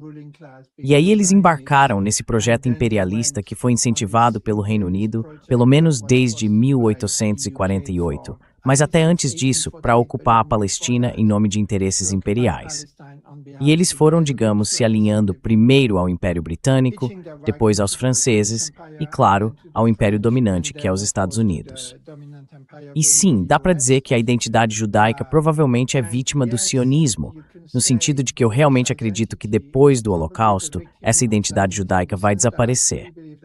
Porque hoje, cerca de 98% de todas as instituições e sinagogas judaicas no mundo são sionistas.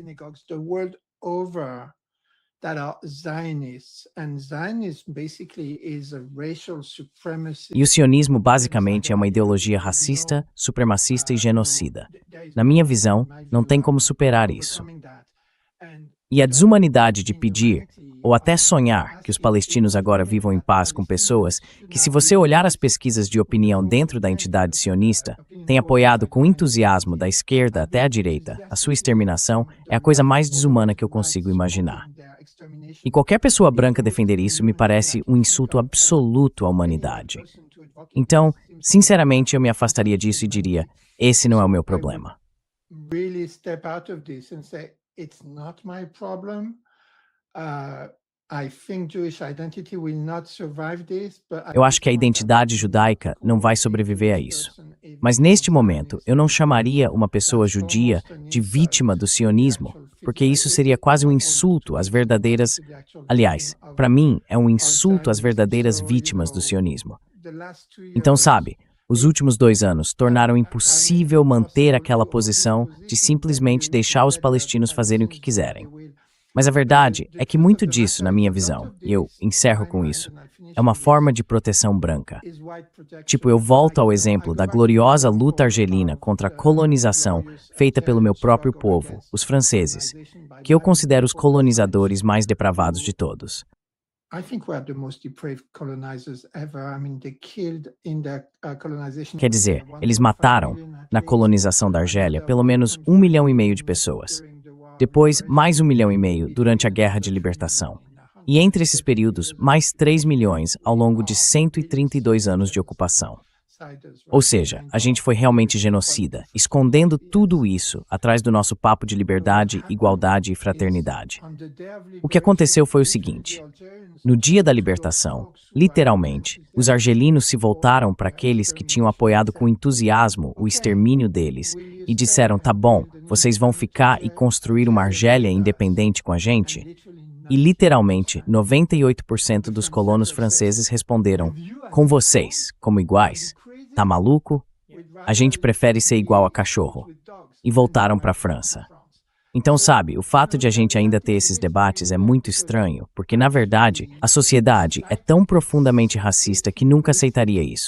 Nem mesmo a esquerda, para ser sincero.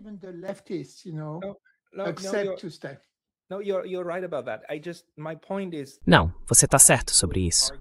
O que eu quero dizer é que, na minha opinião, uma das coisas mais importantes que a gente precisa fazer é criar um muro bem alto, bem firme e muito claro entre o sionismo e os judeus.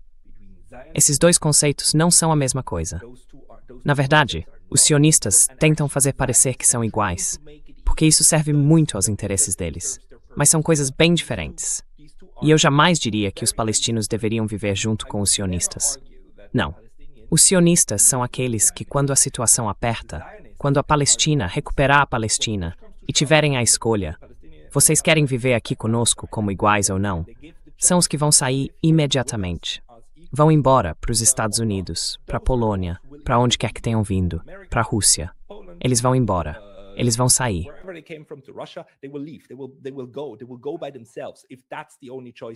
Eles vão embora sozinhos, se essa for a única opção que tiverem. Eles vão embora. Mas também tem pessoas que dizem sim, eu quero. E essas não são os sionistas. Na verdade, a oposição mais forte ao sionismo, dentro da própria comunidade judaica, vem de judeus religiosos, certo? Porque o sionismo também tenta, de certa forma, desfazer a alma judaica, que foi moldada nos últimos 3.000 anos, ou pelo menos 2.000, por uma tradição muito pacifista. É uma religião muito pacifista. Era. É. Mas é isso. A religião verdadeira ainda é. Os sionistas é que não são. Eles abriram mão disso. Erradicaram essa parte. Lutaram contra esse aspecto do judaísmo, tanto quanto lutaram contra os palestinos. Para eliminar, para fazer desaparecer.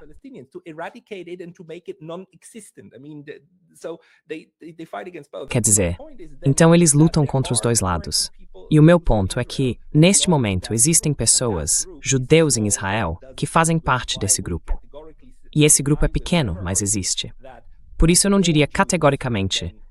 Quero dizer, eu nunca diria que todos os judeus, e aí o que vier depois, assim como eu nunca diria todos os palestinos, ou todos os árabes, ou todos os afegãos, ou todos os chineses.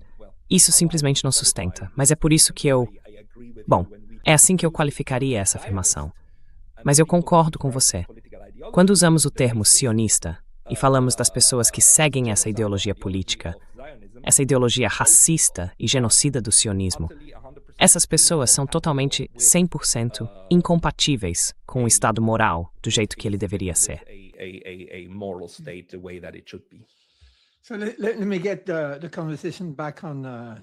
Deixa eu trazer a conversa de volta para o tema da neutralidade.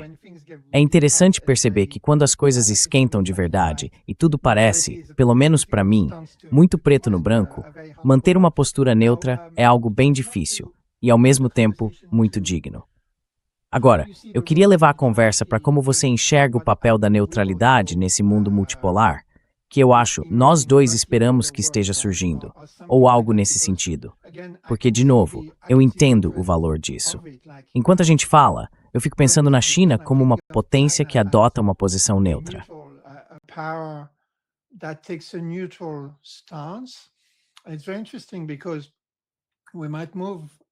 É muito interessante, porque a gente pode estar caminhando para uma situação em que a potência mais forte seja, na verdade, neutra. E isso seria algo totalmente novo, Porque veja, dentro do Império Branco, nunca tivemos uma potência dominante que fosse neutra. Eu diria que hoje a China é a potência dominante em quase todos os critérios, em quase todas as áreas, certo? Economicamente isso é evidente. Mas será que é possível, na sua opinião, ser neutro? Quer dizer, você não é dominante, mas é a maior potência e ainda assim é neutro. Talvez esse seja o jeito de organizar uma sociedade internacional. O que você acha disso?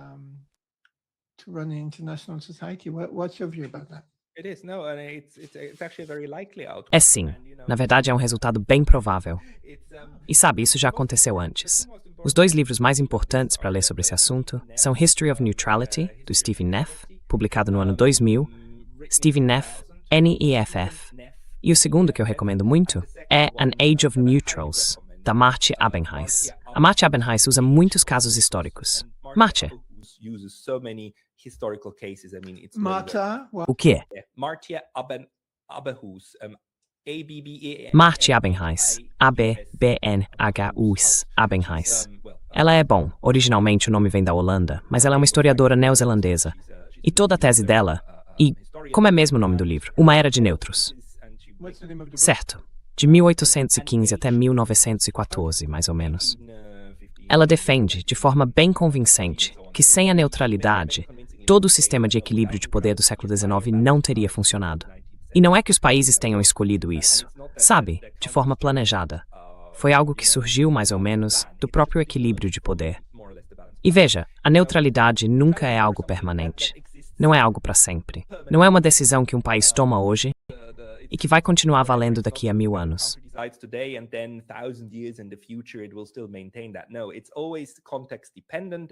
Não, isso sempre depende do contexto, do tipo de conflito de que a gente está falando. Entre a década de 1870, sim, 1870, e o começo dos 1900, a maior e mais importante potência marítima neutra era o Reino Unido, a Grã-Bretanha. Porque eles dominavam os mares e, na verdade, não tomavam partido nas guerras ocasionais dos seus aliados. Mantinham uma certa distância, especialmente nas décadas de 1880 e 1890. O Império Britânico, na prática, seguia até as regras da neutralidade. E não é coincidência que o direito internacional da neutralidade, os 2 tratados multilaterais mais importantes que a gente tem, as Convenções de Haia, as de 1899 e as de 1907, tenham surgido justamente nessa época.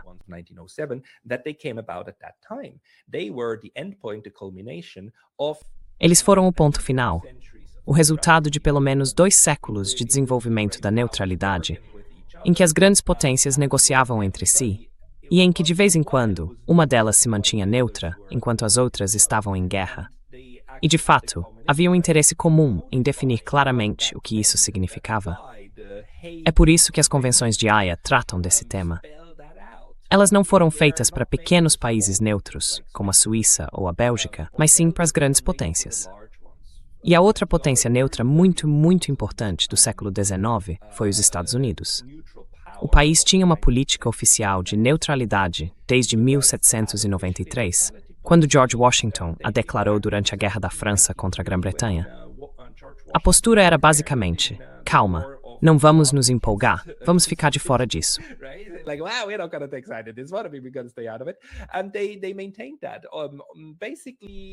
E eles mantiveram isso. Basicamente, até a Primeira Guerra Mundial, foi meio que uma pausa nessa posição de neutralidade em relação aos europeus. Sempre foi voltado para o continente europeu, dizendo algo como, a gente não vai se juntar nem a Napoleão, nem aos prussianos, nem aos franceses, quando eles tinham suas brigas e disputas e tudo mais. E não era uma neutralidade pacífica, de jeito nenhum, porque vinha junto com a doutrina Monroe, certo? Que dizia, nós temos hegemonia sobre a América do Sul, e os europeus não podem entrar aqui. E claro, eles engoliram o Havaí, quer dizer, e fizeram genocídio dentro do próprio território. Isso não quer dizer que fossem pacíficos.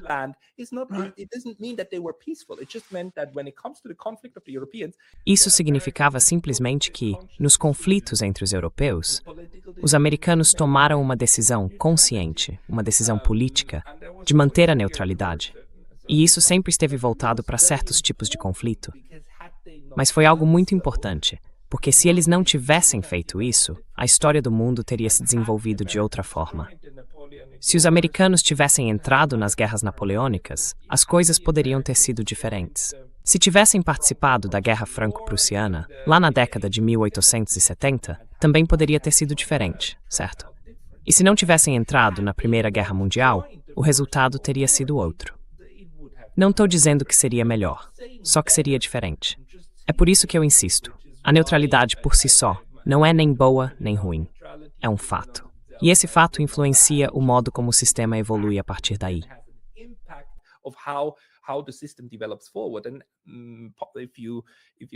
E se você seguir a minha análise e a de outros também, vai chegar à conclusão de que o mundo multipolar tende naturalmente a ser mais favorável à neutralidade. O sistema menos favorável é o unipolar. A bipolaridade abre um certo espaço, e a gente viu isso com o movimento dos não alinhados durante a Guerra Fria. Já a multipolaridade abre muito mais espaço, e parte desse espaço é até construtiva, com países que escolhem ser neutros e acabam tendo um papel positivo de estabilização. Parte disso, porém, é destrutiva, ou melhor, nasce da destruição. Veja os países do Golfo. Eles estão sendo neutralizados no sentido de forçados a adotar uma posição neutra neste exato momento. Ainda são aliados dos Estados Unidos. E o Irã disse não, nós vencemos a guerra. O Arábia Saudita em próximos agora neutros. É isso mesmo. A Arábia Saudita está aprendendo a lição. Está aprendendo que se eu abro meu território e meu espaço aéreo e deixo os Estados Unidos instalarem bases, e se os Estados Unidos abusam disso e atacam o Irã, o que não é do meu interesse, então o Irã vai atacar as minhas bases. E, na verdade, é exatamente isso que está previsto nas convenções de Haia. A regra número 1 é: você não pode abrir o seu espaço, o seu território físico, para nenhum dos lados em conflito. Porque se fizer isso, sabe o que acontece? O outro lado vai atacar. É simples assim. Não é nenhum mistério. Eles já sabiam disso há 100, 200 anos. Agora, para o Irã, sim, é coisa de foguete. It is rocket science on the part of Iran. Os sauditas estão redescobrindo isso, os cataris estão redescobrindo isso, e os bahreinitas também estão redescobrindo isso. Porque o guarda-chuva de segurança que os americanos prometeram era uma ilusão. Não está funcionando. Então o Irã agora está, de forma ativa, desmilitarizando e neutralizando esses países.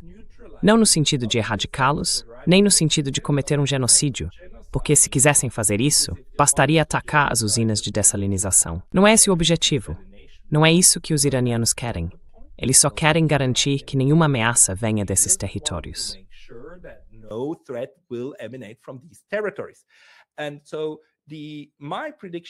Então, a minha previsão é que todos, ou pelo menos a maioria, talvez os Emirados Árabes, eu não tenho certeza, mas os outros 4, no fim das contas, mesmo que não declarem neutralidade oficialmente, vão acabar numa posição que é exatamente o que eu mostrei naquele meu pequeno diagrama.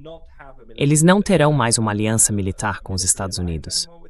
E vão fechar o espaço aéreo, vão fechar os portos para qualquer força militar externa que possa, de alguma forma, ser vista como uma ameaça para qualquer um dos outros, especialmente o Irã. Eles nunca vão fazer uma aliança com o Irã. Eu realmente não acho que fariam. Já estão muito avançados no caminho político para isso. Mas aí vão fazer a única coisa que resta, não ficar do lado de ninguém. Então o que está acontecendo agora é um processo de neutralização. E não é um processo pacífico.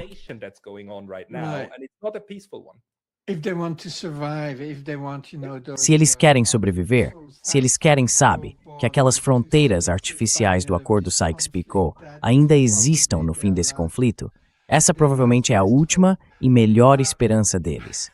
Só de você mencionar que o Império Britânico genocida e depois o Império Americano genocida foram neutros, você com certeza fez a neutralidade parecer bem menos atraente para mim. Tenho que admitir.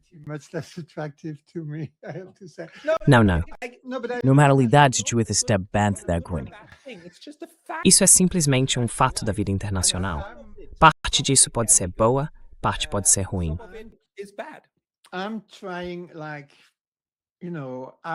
Eu tô tentando, sabe, eu sou marxista. Eu acredito na esperança de um futuro sem exploração. Acho que a gente precisa derrubar o imperialismo para chegar lá. Eu não acredito que a China seja uma nação imperialista, nem o Irã, nem a Rússia, embora tenha muitos problemas. E eu estou tentando antecipar o mundo que vem, tentando entender a sabedoria filosófica profunda da abordagem da China, que eu também vejo, sabe, com o meu olhar de psicólogo, que é basicamente, como eu costumo dizer, criar um espaço para que as pessoas se relacionem de um jeito diferente. Porque, no fim das contas, todo mundo tem que compartilhar esse planeta. E exterminar pessoas brancas, talvez. Talvez fosse uma solução. Mas eu não tenho certeza se isso não traria, sabe, alguns efeitos colaterais mais para frente.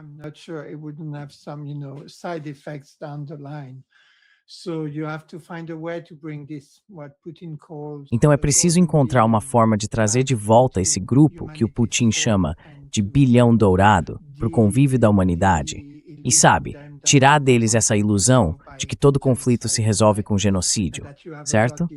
E também essa ideia de que existe um direito, dado por Deus, pela cultura, seja lá pelo que for, de impor o próprio modo de vida aos outros. E que se os outros não aceitarem, você tem o direito de matá-los. A China não joga esse jogo, pelo menos na minha análise. Eles são a maior potência e não vão sair dessa situação muito enfraquecidos, certo? Então, se o império for levado à razão, ou melhor ainda, colocado de joelhos, vai surgir, eu acredito, um mundo multipolar. Eu não vejo a China dizendo, o império acabou, agora nós mandamos aqui. Mas eles ainda serão os mais fortes, só que não serão genocidas.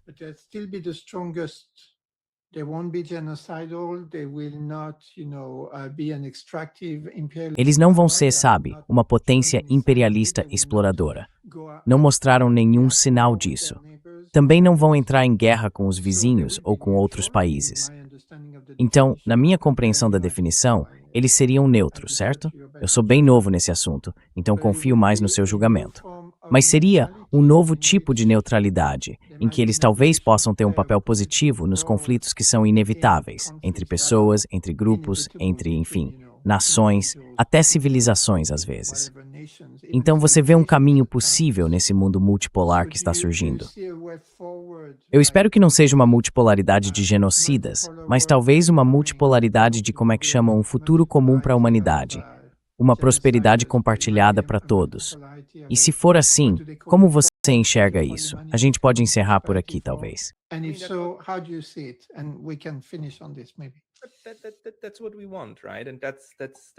É isso que a gente quer, né? E essa é a esperança, que a gente viva num mundo multipolar, no geral pacífico, que favoreça o desenvolvimento das nossas aspirações e dos nossos sonhos. E que seja uma multipolaridade humanista, certo? Uma que coloque o ser humano no centro e permita que a humanidade floresça. É isso que a gente quer. A neutralidade dentro desse contexto é, e eu te convido a pensar assim, uma ferramenta. É uma possível ferramenta dentro da caixa de ferramentas, mas é só uma entre várias. Quer dizer, nesse sentido, o genocídio é uma ferramenta. A guerra é uma ferramenta. E essas ferramentas estão sendo usadas, infelizmente, por países, alguns com boas intenções, outros com más intenções. Quer dizer, não existe jeito de usar o genocídio para o bem. Desculpa, mas não dá.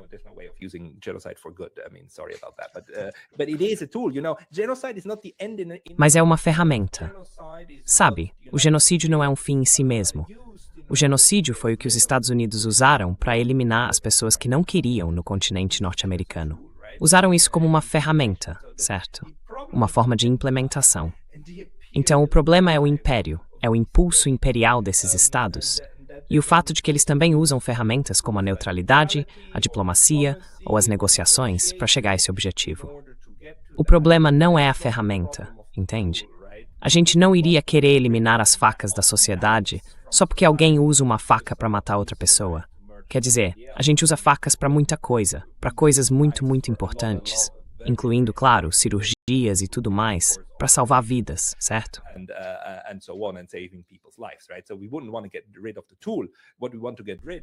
Então, a gente não quer se livrar da ferramenta. O que queremos eliminar é a motivação por trás do uso indevido dessas ferramentas para fazer coisas ruins, que machucam as pessoas.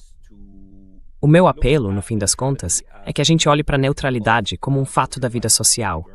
algo que surge, que pode ser analisado e estudado.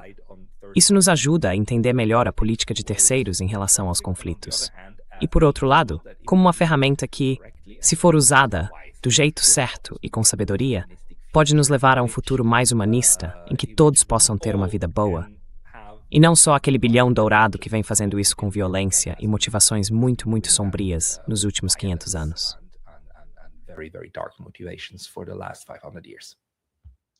Wow, what a beautiful conclusion. And you got to just 9:30. Uau, que conclusão bonita. E você terminou bem às 9h30. Muito bom. E no futuro, alguém no chat comentou mais cedo que gostaria de ver mais colaborações entre nós dois. E eu, sinceramente, concordo totalmente com esse sentimento do chat. Muito obrigado, Pascal. Como você disse, você começou isso para ter conversas com pessoas que ampliam seus horizontes. E essa conversa com você hoje foi fantástica. Exatamente esse tipo de conversa para mim também. Então, obrigado. Expresso toda a minha gratidão por isso. Espero também que o nosso público tenha conseguido ter uma visão bem mais precisa do que significa neutralidade. As coisas ficaram um pouco tensas quando eu fiz aquele experimento mental meio bobo sobre um amigo na Palestina e outro na entidade sionista.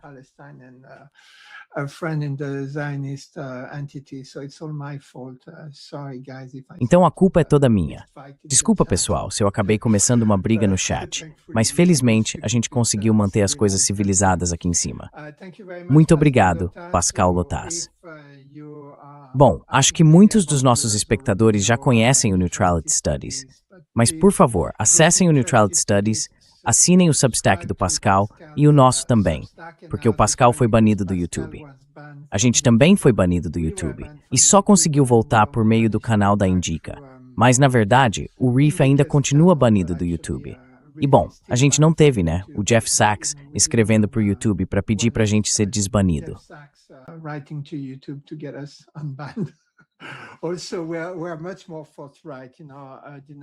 Além disso, a gente tem sido muito mais direta nas nossas críticas ao que eu chamo de Inquisição sionista, que é essa imposição imperial do sionismo sobre todo o mundo. E não é pro bem do sionismo, mas como uma ferramenta de controle para unir as pessoas no Ocidente em torno dessa forma de racismo branco contra branco. Dois supremacistas brancos contra judeus, como uma maneira de proteger o império do racismo genocida real dele. Que, claro, não é voltado contra os judeus, não neste momento da história, e provavelmente nunca mais, mas contra povos praticamente do mundo todo. E agora especialmente contra os povos da Ásia Ocidental e também do leste europeu. Porque para o Império, tanto faz se 2 milhões de ucranianos morrem. Afinal, eles são vistos como aqueles Unterweiß, os eslavos que a gente sabe não são considerados realmente brancos.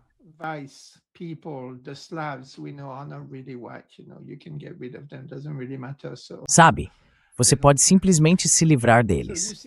Não faz muita diferença. Então eles não ligam. E veja, eu não sou neutro, e você também não é, Pascal, o que é muito bom de ouvir. Mas a neutralidade tem um papel muito importante nos assuntos humanos, sejam eles entre amigos, entre comunidades, entre sociedades e, claro, entre nações. E eu fico muito feliz por ter aprendido mais sobre neutralidade com você, Pascal. Muito obrigado pelo convite e fico feliz em poder conversar de novo em breve. Ah, sim, a gente vai cuidar disso, com certeza. Se cuida. Obrigado.